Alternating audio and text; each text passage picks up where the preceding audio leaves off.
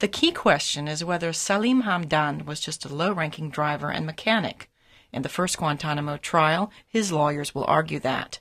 U.S. military prosecutors will claim Hamdan was someone who had inside knowledge of al-Qaida plans. The Yemeni father of two, who pleaded not guilty, is charged with conspiracy and aiding terrorism. The trial, which started Monday, is drawing new scrutiny to Guantanamo.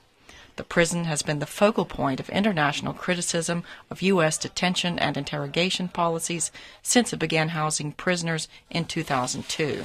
At a briefing at the U.S. naval base in Cuba, Colonel Lawrence Morris Tuesday rejected criticism of the trial. In my opinion, they're seeing the most just war crimes trial that anybody has ever seen, with more due process, more protection for an accused person, and a more sophisticated balancing of protections for an accused with the legitimate interests of the government, primarily, of course, those being national security.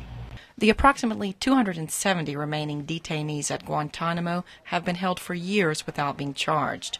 The Bush administration has declared them unlawful enemy combatants, not entitled to the rights afforded prisoners of war.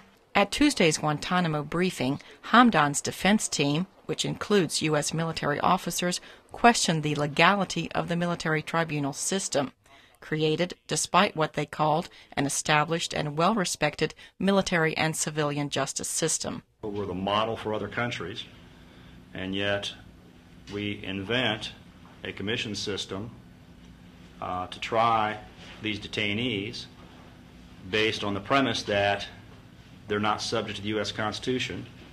I think that's been proven incorrect, or they are housed in Guantanamo Bay and not subject to U.S. jurisdiction.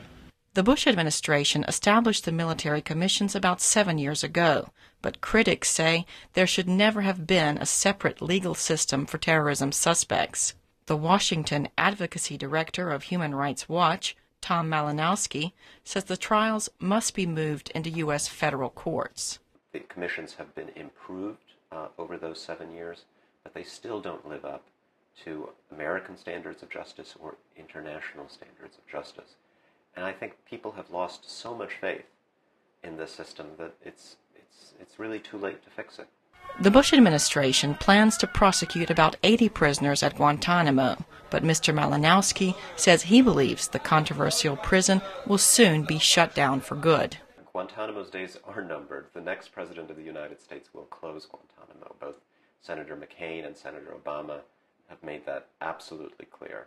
And I think what we're seeing is, the final episode in this long and sad drama. Salim Hamdan's trial is expected to take 3 to 4 weeks. He could face life in prison if found guilty. Even if Hamdan is found not guilty, the Bush administration reserves the right to hold enemy combatants until the current armed conflict, the war on terror, is over. Cindy Saine, VOA News.